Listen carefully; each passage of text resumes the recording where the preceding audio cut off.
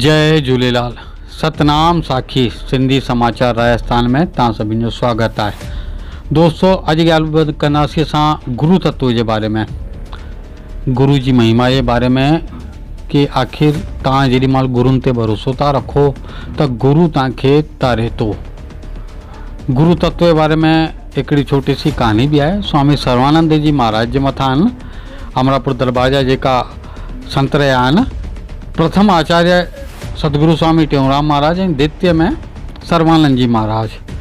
तो स्वामी सर्वानंद जी महाराज के बारे में असां ॿुधाईंदासीं कि उन्हनि जो जेको जनम थियो सिंध प्रांत के अंदर बीट शाह नामक हिकिड़े नंढे से गांव में थियो। उन्हनि जे पिता जो नालो हो सेवक राम जी ऐं माता जो नालो ईश्वरी बाई हो।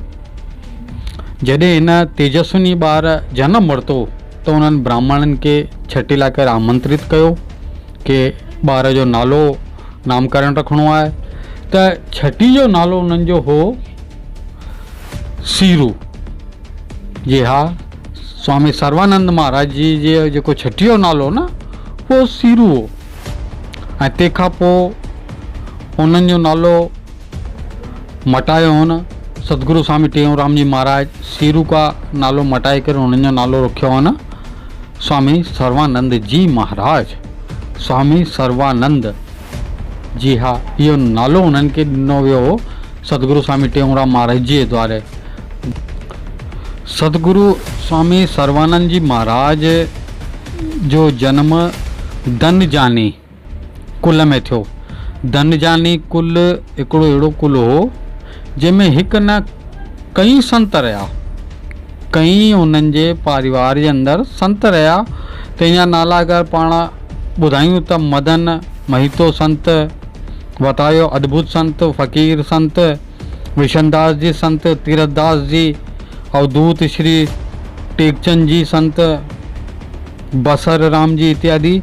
इन्हनि जे धनजानी कुल में, इन्हनि जे अगरि सर्वानंद जी महाराज जे कुल जे बारे में ॻाल्हि करूं त इन्हनि जे कुल में हिकु न ॿ न इलाही माण्हू मतिलबु संत प्रवृत्ति में रहिया। इहे अहिड़नि सर्वानंद महाराज जी जंहिं कुल में जनम वरितो न, उहो कुल ही सॼो धार्मिक प्रवृत्ति जो हो।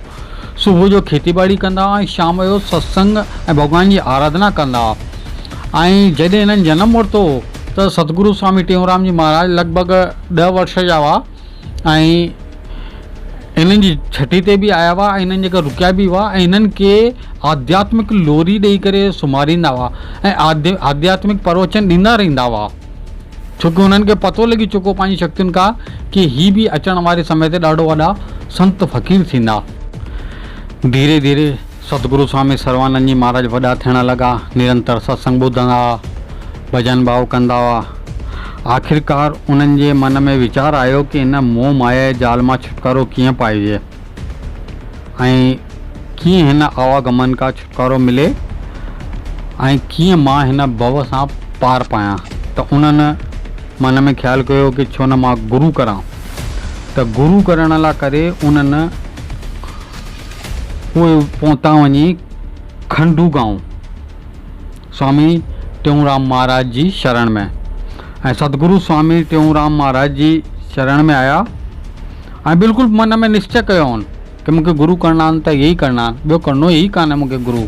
इहे ई बिल्कुलु समर्थ गुरु आहिनि, संपूर्ण गुरु आहिनि ऐं मूंखे इहे ई गुरु करणा आहिनि। त उहे आया ऐं सतगुरु स्वामी टेऊंराम जी महाराज खे चयनि कि मूंखे शिष्य रूप में स्वीकार करो ऐं मूंखे दीक्षा ॾियो। त सतगुरु स्वामी महाराज थी न आया, सत्संग वग़ैरह ॿुधो ऐं भॻवान जो नालो जपंदा रहो। इहे पूरो जेको समय चक्र निरंतर 9 साल हलियो। 9 साल ताणी निरंतर हू पंहिंजे गांव का खंडू ईंदा रहिया, सतगुरु स्वामी टेऊंराम जी महाराज खां मिलंदा रहिया ऐं 9 साल ताणी इहा ॻाल्हि हलंदी रही। जॾहिं बि हू ईंदा हुआ पंहिंजो सतगुरु स्वामी टेऊंराम जी महाराज जे अॻियां पंहिंजी ॻाल्हि रखण लाइ, त हू चवंदा न ऐं ॿियो थोरो सो सत्संग ॿुधा या थोरो सो ॿियो भॻवान जी भक्ति में तव्हां लीन थियो, उन खां पोइ ॾिसंदासीं।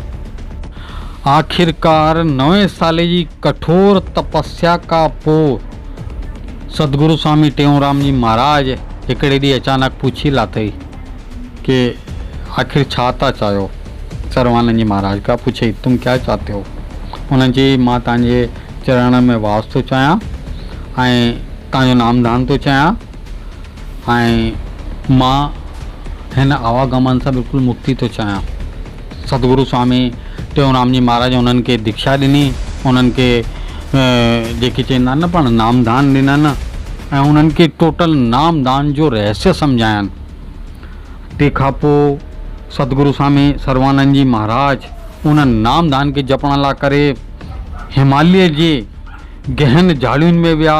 गंगा तट ते बि उन्हनि काफ़ी तपस्या कई ऐं काफ़ी वरे ताणी उन्हनि तपस्या कई ऐं जेको नामदान उन्हनि ॾिनो हो उन्हनि खे आख़िरकार सिद्ध कयनि ऐं संपूर्ण जीअं सतगुरु स्वामी टेऊंराम जी महाराज गुरु हुआ तीअं ई सेम उन्हनि बि उहा उपाधि प्राप्त कई। पंहिंजी अखंड तपस्या चइजे, बिल्कुलु जेकी गुरु भक्ति चइजे, अखंड गुरु भक्ति सां उन्हनि उन परमपिता परमेश्वर खे आख़िर पाए आख़िरकार 9 साल जी कठोर तपस्या खां पोइ सतगुरु स्वामी टेऊंराम जी महाराज हिकिड़े ॾींहुं अचानक पूछी लाथई कि आखिर छा था चाहियो। सर्वानंद जी महाराज का पूछे तुम क्या चाहते हो। उन्हनि जी मां तव्हांजे चरण में वास थो चाहियां ऐं तव्हांजो नामदान थो चाहियां ऐं मां हिन आवागमन सां बिल्कुलु मुक्ति थो चाहियां। सतगुरु स्वामी टेऊंराम जी महाराज उन्हनि खे दीक्षा ॾिनी, उन्हनि खे जेके चवंदा आहिनि न पाण नामदान ॾिननि ऐं उन्हनि खे टोटल नामदान जो रहस्य सम्झायनि। तंहिंखां पोइ सतगुरु स्वामी सर्वानंद जी महाराज उन्हनि नामदान खे जपण लाइ करे हिमालय जे गहन झाड़ियुनि में विया।